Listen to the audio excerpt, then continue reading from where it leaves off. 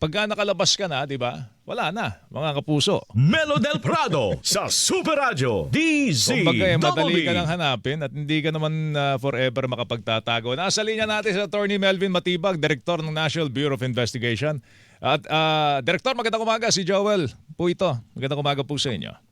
Magandang umaga, Sir Joel, at sa lahat po ng tumatakilig sa inyong programa. Okay. Salamat po sa inyong imbitasyon. Mabuhay po kayo. Salamat po sa pagtanggap sa aming imbitasyon. So, ang NBI po nandun sa sa GSIS building para trangkahan yung pinto Opo. na lagusan doon, no?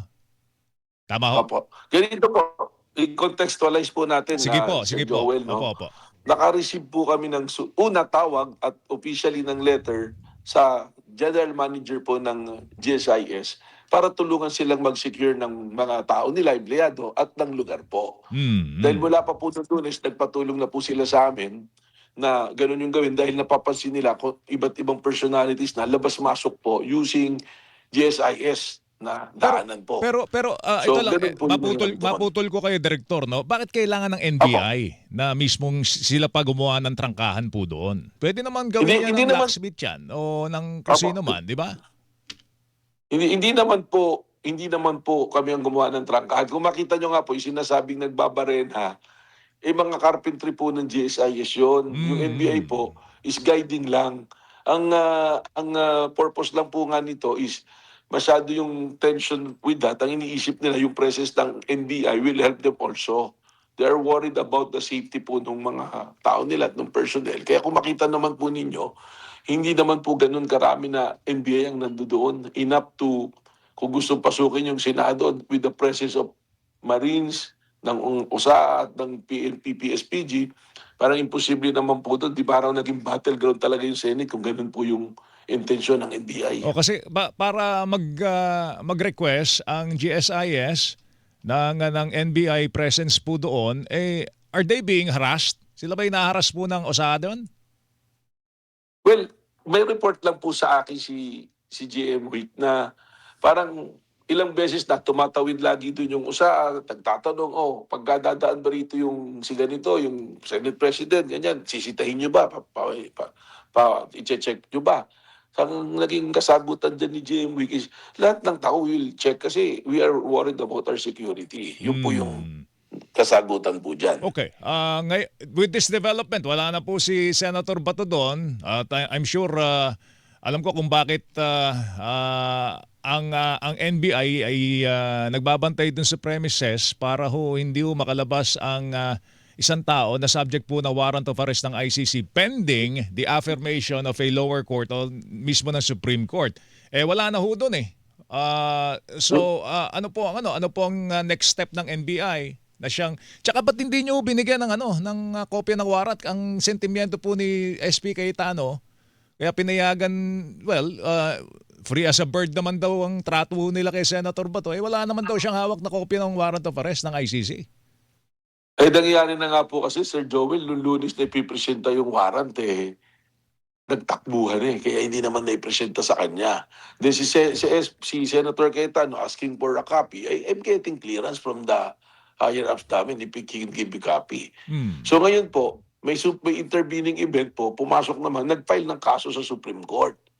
So nasa Supreme Court po yung kaso, and I think doon na po namin pag-uusapan dapat yan Wala ngang inisyong TRO, and despite na alam namin na valid na yung warrant and we can enforce it, there is a outstanding order na hindi tayo kikilos hanggat hindi na-resolve talaga ng Korte Suprema itong kasong ito, itong usapin na to. Ganyan po yung pangyayari dyan. Ang impression Ang kasi mahirap ng po tao. kay Senator Cayetano, tinuturo sa labas pero kailangan muna natin tingnan muna natin yung nangyari sa loob ng Senado. Nag-resolution kayo, protective custody na sinasabi. If you're saying na protective custody, ibig sabihin you're the one responsible doon sa tao na yan. Security niya at pagpanahon na kailanganin ng isang otoridad, the competent authority na ipresenta siya, dapat kayo po magpipresenta niya. Kaso ngayon, wala na nga po At narinig naman natin, Sir Joel, mismo yung asawa mismo ni Senator Bato, nagsabi na si Senator Bato took the opportunity nung nangyari na putukan doon sa Senado para umalis. Hindi umalis po ang ginamit, escape. Yun po takas. Nawala si Director Matibag. Balik natin ulit. Direktor, ang ginamit pong salita, escape. Tumakas. Direktor? Well, Opo. hindi ko na po i-qualify kung tumakas o ano. Ang sinabi ko na lang, nawala. Biglang wala na sa Senado at hindi na may paliwanag. Ang kapaliwanag na lang ngayon ng Senado is wala naman kasing warrant, so pwede siyang umalis. Pero meron po naging pag-uusap eh. That is an Okay. agreement Alright. na we have to honor. So hindi nila inonor yung kasunduan na yon. Yun ang sinasabi po ninyo. Lumalabas po dahil wala na nga po si Senator Bato ngayon eh. Okay. Nawala na po. Ano po ang pinakahuling information na natanggap nyo tungkol po sa kinaroroonan ngayon ni Senator Bato? Yan po yung isang naging problema namin because after the incident, wala na pong NBI presence doon. Ang naiwan na po doon na magbabantay para at least yung intel po niya, yung masundan siya sana kung nakita umalis. Wala po. Hmm. So hindi nyo Ganun na po alam yung kung nangyari dyan. hindi nyo na alam kung nasan si Senator Bato ngayon. Well, yun po yung aalamin pa natin dahil parang lumalabas naman si Senator Robin Padilla kasamang lumabas. So the best person to us is Senator Robin Padilla. Susunod po si General Mau Aplasca dahil siya yung security head po nandyan Senate eh. Mhm. Ano ba So yun po kwento yung mga persons of interest dyan sa pagkawala ni Senator Anong Bato. kwento sa inyo ng mga tao ninyo? Kasi lumalabas po sa investigasyon po ng PNP, 27 shots coming from the OSA personnel, 5 shots from the NBI agents.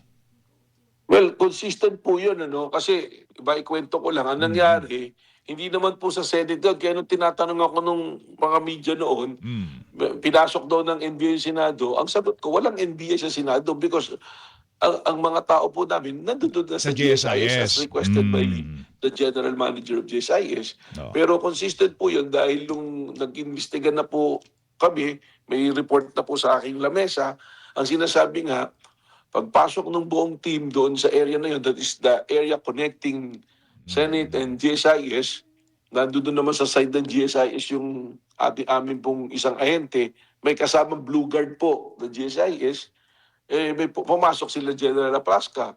Nabi yung General Aplasca, nagkagulatan sila. Tapos sabi yung ganun, baba yung baril nyo. Sabi yung ganun, hindi po takatutok dahil Parang ano, takasukbit na nalongan. Ang sumagot siya, NBI ako. Sabi niya gano'n. Okay. Tapos, lumilibin na nagpaputok siya 3 beses. In return, nagpaputok din po ng warning shot yung NBI. Yun na nga ho Pagpaputok yung naman kwento. sa NBI, Opo. Nagpaputok na. Alam niyo po, Sir Joel, opo. ako at tinitingnan ko lang dito parang naging trigger happy na parang ano po baka yung firing, baka just to give them the benefit of the doubt na Baka yung sumobra firing naman kaya yung warning mas shot. matataas panic firing Nung Panic nakarinig firing, ng putok, nagpaputok na lang po. Okay. Sige, Director, medyo kapos na kami sa oras. Siguro mapag-uusapan pa natin na mas malawig to sa ibang pagkakataon. But in the meantime, salamat po sa oras ninyo. Director, salamat. Good morning po. Salamat po. Si Attorney Melvin Batibag, mga kapuso.